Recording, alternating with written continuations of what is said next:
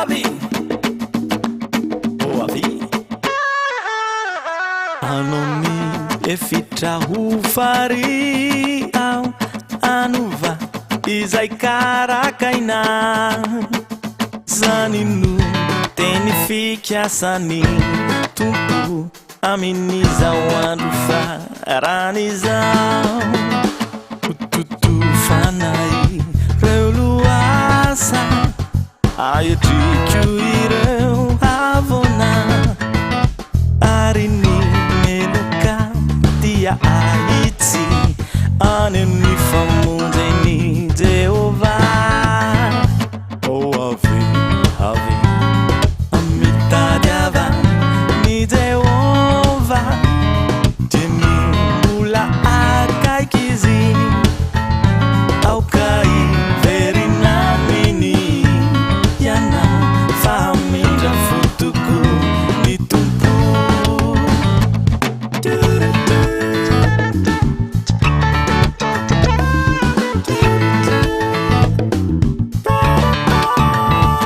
Androtsakany fanahinizy amin'izay mangetaheta ahatonga azy ahay mandeha araka ny lalany hatrany mampahery sy mamonjy anao ary mitarika hatrany aho aza matahotra na mierika fanitanako itantananao.